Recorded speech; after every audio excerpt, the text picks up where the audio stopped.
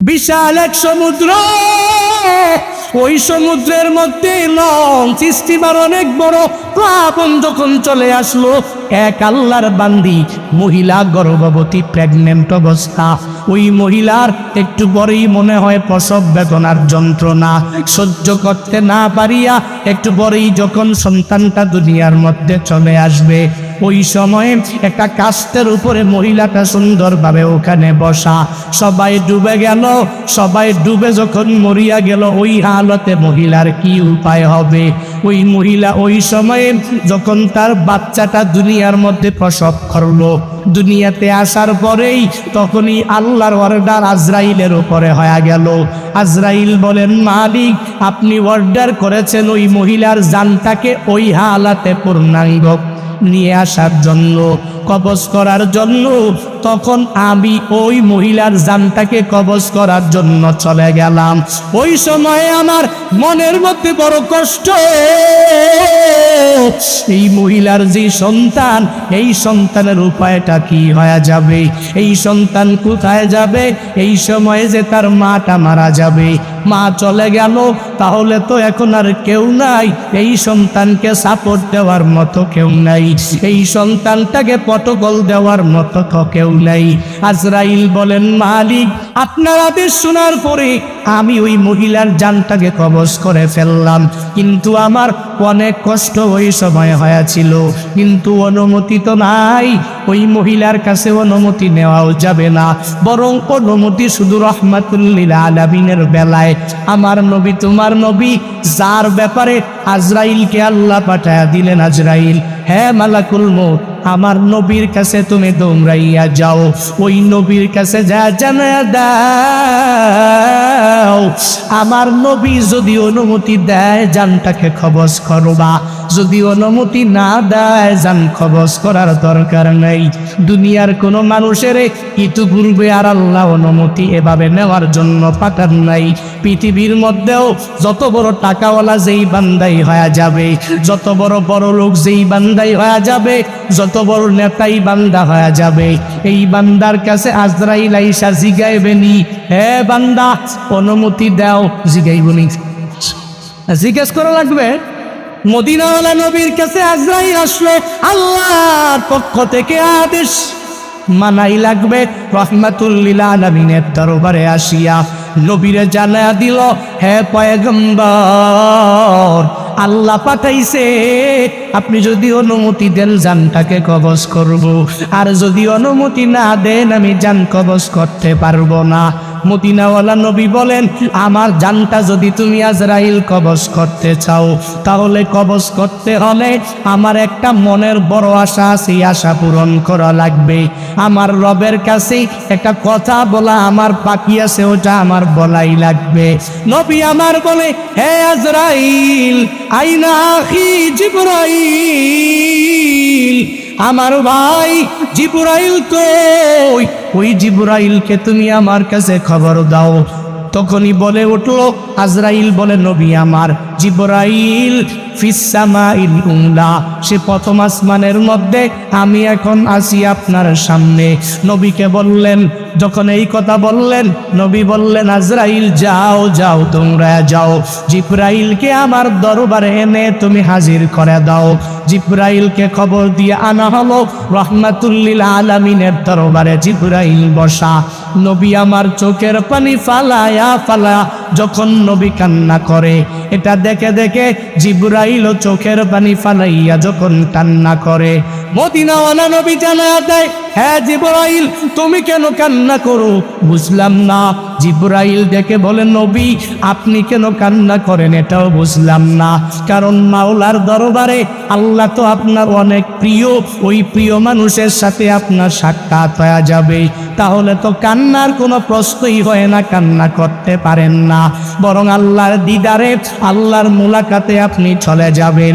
আপনার কান্না দেখে আমি অনেক বড় বিস্মিত হয়ে গেলাম। নবী আমার বলে, জিবরাইল আমার কান্নার দিকে তাকানোর তোমার প্রয়োজন নাই, আগে তুমি আমায় বলো তুমি কেন চোখের পানি ফালাইয়া কান্না করো। জিবরাইলকে এই কথা বলার পর জিবরাইল ডেকে বলে, নবী আমার, আল্লাহ আমাকে প্রেরণ করেছেন কেন জানেননি? এই দুনিয়াতে যত নবী আর রাসূল, এই সব নবী রাসূলদের কাছে আমি জিবরাইল আসলাম, তবে এমন কোন নবী নাই যেই নবীর কাছে আমি আসি নাই। কোন নবীর কাছে 10 বার, কোন নবীর কাছে 20 বার, কোন নবীর কাছে 100 বার, কোন নবীর কাছে 200 বার, কোন নবীর কাছে আমি 300 বার চলে আসলাম। কিন্তু হে নবী আমার, আল্লাহ আপনার কাছে আমাকে 10 বার 20 বার পাঠান নাই। আল্লাহ আপনার কাছে 100 বার 200 1000 বার পাঠান নাই। আল্লাহ আপনার কাছে 5000 10,000 বছর পাঠান নাই, বরং আল্লাহ আপনার কাছে ওহী নিয়া আমি জিবরাইলকে পাঠাইছে 24,000 বার। আমি আপনার কাছে এসেছি 24,000 বার।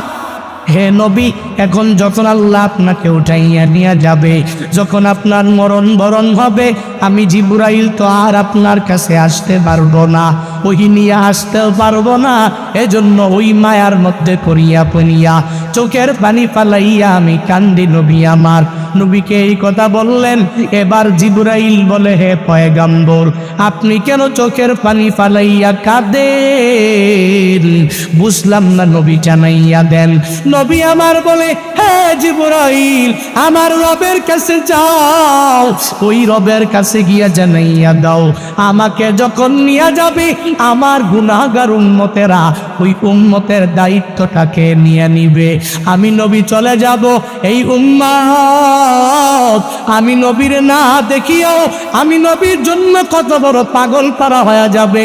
বাংলাদেশের জমিনের মধ্যে মদিনা কত দূর, ওই মদিনার জন্য উম্মতেরা এত বড় পাগল পারা কেন? কারণ নবীকে দেখে নাই, সাহাবায়ে কেরামও পায় নাই, তাবিঈনদের কেউ পায় নাই, তাবিঈনদের কেউ পায় নাই। এজন্য তারা চোখের পানি ফালাইয়া কান্না করে।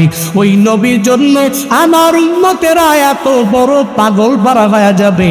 আমি নবী চলে যাব, তবে আল্লাহর কাছে যাও, ওই আল্লাহর কাছে গিয়া জানা দাও আমি নবী এতদিন পর্যন্ত আমার উম্মতের উপরে দায়িত্ববান হইয়া দায়িত্ব নিয়েছিলাম। আমার মৃত্যুবরণের পরে আল্লাহ কি আমার উম্মতের ব্যাপারে দায়িত্ব নিবে কিনা? যতক্ষণ পর্যন্ত এই প্রশ্নের উত্তর আমি না পাবো, ততক্ষণ পর্যন্ত আজরাইলকে অনুমতি দেওয়া হবে না। জিবরাইল আল্লাহর কাছে চলে গেলেন।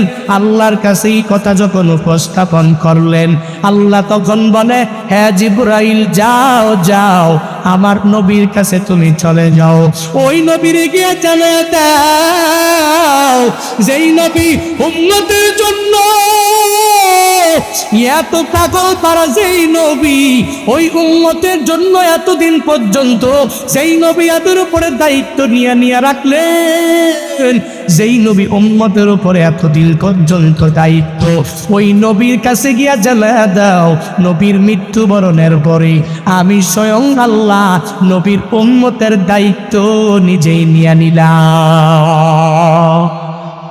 জিবরাইল আইসা নবীকে বললেন, নবী বললেন, আজরাইল, এখন আর কোনো অসুবিধা নাই, একটা কথা জিজ্ঞেস করার জন্যই তোমাকে এতক্ষণ ঘুরাইলাম। তখনই পূর্ণাঙ্গভাবে আজরাইলকে আদেশ দিয়া দিলেন, হে আজরাইল, অনুমতি দেওয়া হলো, তুমি আমার রূহটাকে কবজ করে নিয়ে যাও। হে বান্দারা, মদিনাওয়ালা নবীর রূহটাকে যখন কবজ করার জন্য আজরাইল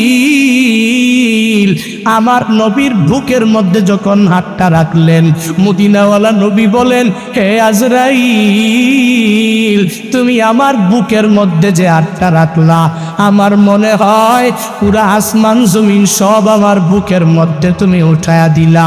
যখন এই কথা বলে আজরাইলকে নবী আমার জানায়া দেয়, রে আজরাইল, যত কষ্ট তুমি আমারে দাও, আমার গুনাহগার উম্মতের এই কষ্ট তুমি দিও না। কারণে আমার উম্মতেরা এই চাপ সহ্য করতে পারবে না। এই উম্মতেরা আমি নবীর জন্য অনেক বড় পাগল পারা, এদেরকে কষ্ট দিও না। আজরাইল বলে নবী না না, কষ্ট দেওয়া হবে না। আপনার যে উম্মতেরা দুনিয়াতে আসার পর আপনাকে মেনে মেনে মেনে দুনিয়াতে যারা চলবে, আপনার সুন্নত অনুযায়ী যারা নিজের জিন্দেগিটা গঠন করবে, দুনিয়াতে আসিয়া যারা নামাজ রোজা নেক আমল করে সময়টা কাটাবে, তাদের মৃত্যু কেমন হবে জানেননি? বলে একটা ছোট্ট বাচ্চা মায়ের কুলের মধ্যে দুধ খাইতে যাইয়া তখন যেরকম কোনো কষ্ট হয় না, যেই বান্দা দুনিয়াতে মুমিনে কামেল হয়ে যাবে তার মৃত্যুটাও ঠিক একই পরিমাণ ওই বাচ্চার দুধ পান করার মতোই হবে।